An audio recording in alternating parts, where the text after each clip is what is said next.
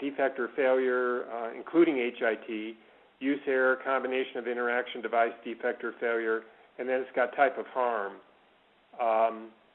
So the question is, from an abstractor standpoint, would it be better?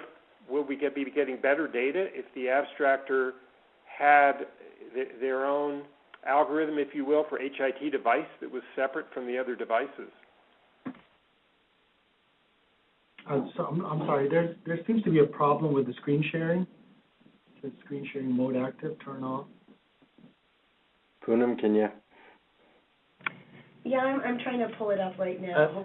I think so far on the HIT in the device, I don't think we've had either zero or close to zero events reported in our initial runs at the Clinical Data Abstraction Center at CMS. So I think our perspective was making it a new module that would get virtually zero reports at present doesn't serve any useful purpose. But, could do it. It's not a precedent. They really don't necessarily mean a whole new module, as I read it the way Noel did, but now I'm looking at it. I mean, we could basically have a separate category of devices that's still considered under device. As it is, device has very few questions, and a lot of it is left up to the abstractor. Yes, I think we're just looking for your input on this specific recommendation. So this is Henry, and something that comes to mind is, since this is chart abstraction, is there going to be chart documentation of an HIT device a problem in the chart? Probably not. Yeah, probably not. That was exactly, this is Nancy, exactly what I was thinking, because many of the HIT events are sort of system events, unintended consequences of HIT failures or innovations that need further work, and I don't see those as commonly documented in the chart. Right. Yeah, I agree. And the irony of this is, for example, if the electronic medical record goes down and is not accessible, can you go into the record and document there's been an HIT device failure?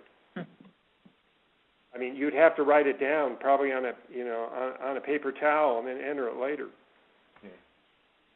Yeah, this was like written in a progress note or something. Yeah, I'm tongue in cheek there, but. Okay. Yeah, I think you all are right. Based on my experience, it's not going to be documented in the chart. Yeah, the only thing I would think of that would be conspicuous is if the system went down, and there would be some kind of notation about that. Mm-hmm. Yeah, right. Yeah, agree. So is the recommendation of the group we're not going to separate out HIT for these surveillance standards? I would say not at this time. Okay. Right. I'd agree. Okay. Agreed. Agreed. Thank you. Thank you. Let's move on to generic comments, and I'm not sure I understand these, but under the category, what if any patient safety events should be added, the comment is, I find the title generic unhelpful, if not misleading. I would rename the document patient hospitalization and harm information. I'm not sure I understand this, and then they've gone on further to focus on providing for multiple no harm events for a stay, and then presumably notification about the occurrence of events for being reported. It should be specified with events applies to no harm events as well. Thoughts from everyone about this?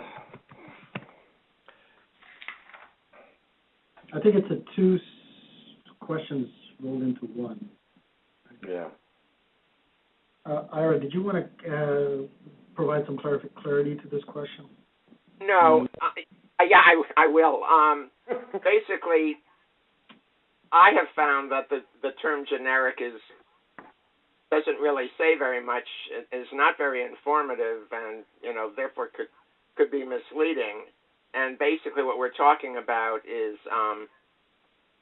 demographic type of information on the generic form with, basically it's a lot of the billing that would come off of the UB04, and then it has all of the other sorts of things mixed in, which are covered elsewhere, so that a better word than generic, which also has pharmaceutical implications, would be basically to directly say we're talking about the patient information in terms of age, sex,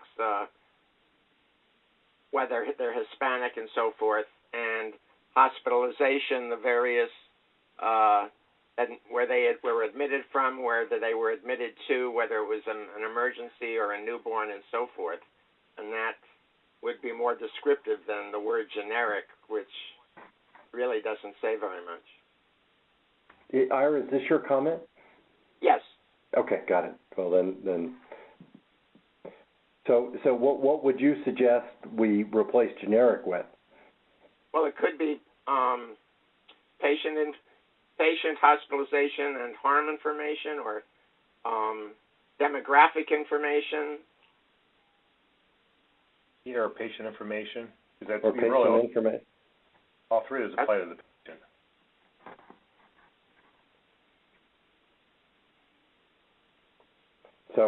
So Ira, I mean, I'm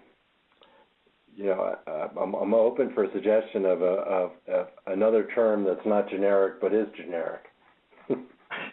So Ira, could you just provide some clarity as far as what's actually in there? So, because patient information would be it's a very broad. It's like everything is patient information. Well, demographic information or patient demographics. Well, how about just demographic information? Fine. Is everybody in agreement? Do you remember what the pilot site said the other day? Because they didn't like generic either. Yes, I think they use maybe surveillance criteria. That was for the event description. Okay. This was a different.